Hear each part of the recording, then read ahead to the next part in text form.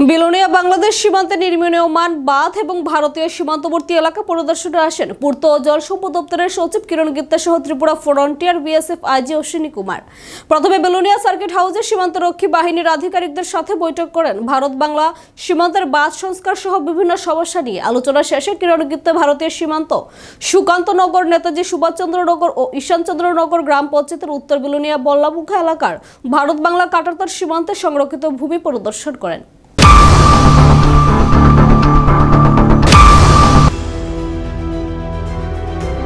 পূর্ত ও জল সম্পদ দপ্তর সচিব কিরণ গিত্তে পরিদর্শনকালীন সময়ে সীমান্ত সংরক্ষিত ভূমি অর্থাৎ নো ম্যান্ড ল্যান্ডে আন্তর্জাতিক সীমান্ত চুক্তিকে অগ্রাহ্য করে বাংলাদেশ সরকার ভারত বাংলার সীমান্তে বাঁধ নির্মাণ করছেন তা তিনি ঘুরে দেখেন।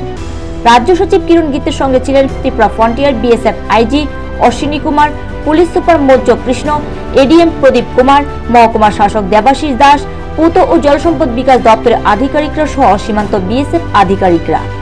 বিলোনিয়া আইসিনগর বল্লামুখা বাংলাদেশের নিজ কালিকাপুর এলাকার ভারত বাংলাদেশ কাটাতার সীমান্ত পরিদর্শন করে বিলোনিয়া সার্কিট হাউসে ভারতচন্দ্রনগর ব্লকের চেয়ারম্যান পুতুল পাল বিশ্বাস, পৌরসভার চেয়ারম্যান নিখিল চন্দ্র গোপ, মহকুমা শাসক, অতিরিক্ত জেলা শাসক সহ অন্যান্য জনপ্রতিনিধিরাও পূর্ত ও জল সম্পদ বিকাশ দপ্তরের আধিকারিকদের নিয়ে বৈঠক করেন কিরণ গিত্তে।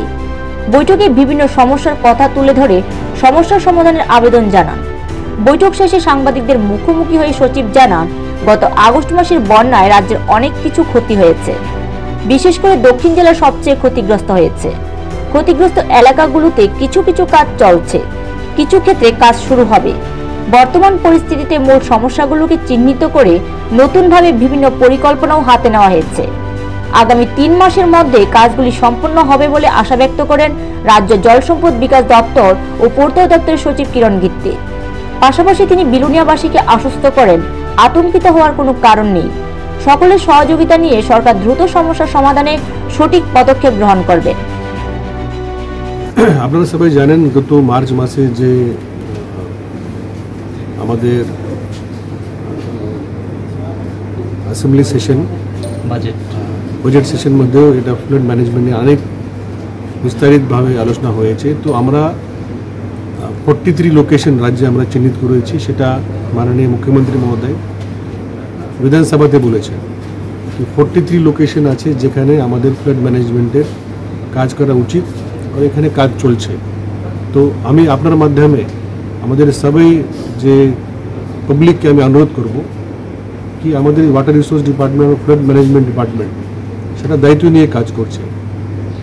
হয়তো কোথায় কাজ শুরু হয়েছে, কোথাও আরও কাজ শুরু হয়নি, কিন্তু যে আমাদের পুরান এম্ব্যাঙ্কমেন্ট রিপেয়ারিং করা অথবা যেখানে এম্ব্যাঙ্কমেন্ট ভেঙে গেছে সেটা এখানে মেজর মেনটেন্যান্স করা, সে আমাদের কাজ চলছে। আর আগামী জুন মাসের মধ্যেই আমাদের সেটা কাজ আমরা শেষ করব।